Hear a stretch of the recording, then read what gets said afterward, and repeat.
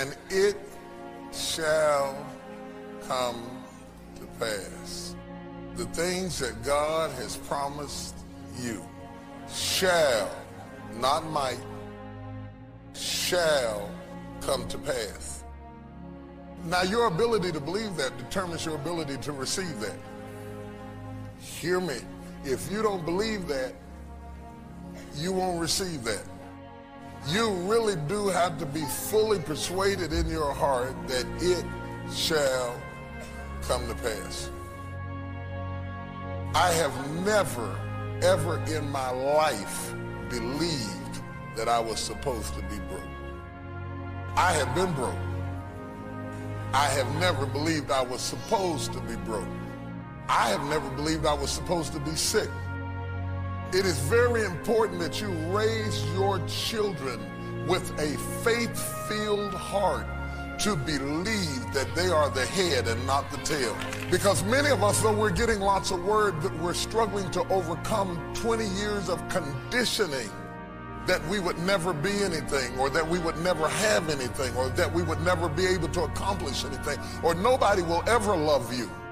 Some of you are still cursed up under the curse of somebody's words spoken of you. Nobody will ever love you. You're stupid and you're ignorant. You're just like your Aunt Helen and all this kind of stuff. And all of those words get down in you.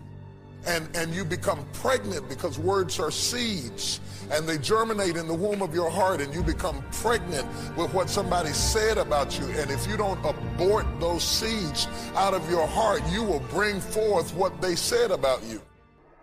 Sometimes the enemy doesn't have to defeat us. We defeat ourselves. Pay attention to what you're saying. Are you blessing your life, or are you cursing it? You are where you are today in part because of what you've been saying about yourself. Words are like seeds. When you speak something out, you give life to what you're saying. If you continue to say it, eventually that can become a reality. Whether you realize it or not, you are prophesying your future. And this is great when we're saying things like, I'm blessed, I'm strong, I will accomplish my dreams, I'm coming out of debt. That's not just being positive, you are prophesying victory, prophesying success, prophesying new levels. Your life will move in the direction of your words. But too many people go around prophesying just the opposite. I never get any good breaks. I'll never get back in shape. Business is slow. I'll probably get laid off. Flu season is here. I always get it. They don't realize they are prophesying defeat. It's just like they're calling in bad breaks, mediocrity, lack. The scripture says we will eat the fruit of our words. You are planting seeds when you talk. At some point, you're going to eat that fruit. My challenge is make sure you're planting the right kind of seeds. If you want apples, you have to sow apple seeds. If you want oranges, you can't plant cactus seeds, poison ivy seeds, mushroom seeds. You're going to reap fruit from the exact seeds that you've been sowing. In other words, you can't talk negative and expect to live a positive life. You can't talk defeat and expect to have victory. You can't talk lack, not enough, can't afford it, never get ahead, and expect to have abundance. If you have a poor mouth, you're going to have a poor life. If you don't like what you're seeing, start sowing some different seeds. And words can become that powerful that they strike the heart, they strike the mind, they strike the consciousness. So since words are that powerful mixed with emotion, here's what's important. Next line, learn to measure your emotions. Because if you don't do that, you can do more damage than good. Words not only give life, words kill. With words, you can kill someone's incentive. You can kill someone's dignity. You can either give life or take life by the words you use. So you got to be very careful now with this emotional power. You got to use it very wisely. And a lot of your time, the reason that you've been slowed down some and other people have received more readily than you, some of them didn't have to overcome what you had to overcome mentally.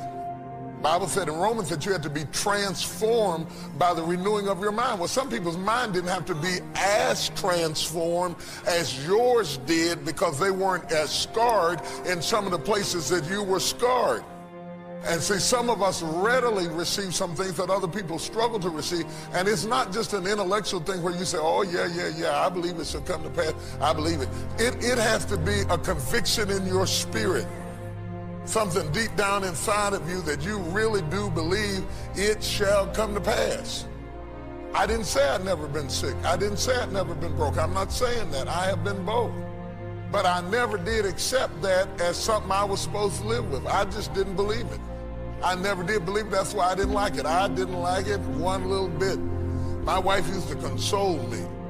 Baby, it don't matter where we live. Long we together, it don't make no difference. There's no water on it. Don't make no difference.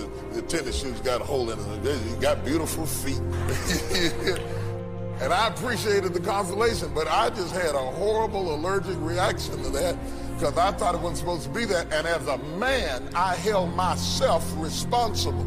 As a man, I saw myself as chiefly responsible because my body goes nowhere that my head don't think. And being the head of the house is not somebody who just gives orders. See, my head holds my eyes. That's where my vision is.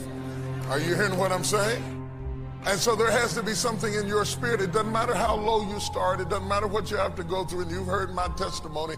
I've been with nothing and down and went up under the nothing and couldn't find nothing and reached up to get to nothing, all that kind of stuff like that.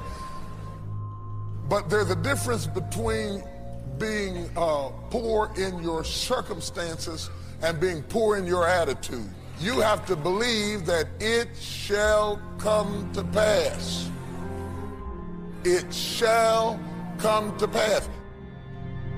But there has to be something in you that believes in God, yes, but also believes in you. A lot of people believe in God who don't believe in themselves. Are you hearing what I'm saying? On the top of your notes, write, it'll work if you work it. It will work if you work it. Nothing works if you don't work it. Nothing's going to just happen on its own. There has to be that firm conviction in you, it will work. That's faith. But faith without works is dead. It will work if you work it. Your business will work if you work it. If anybody open up a business and they made it, you can make it.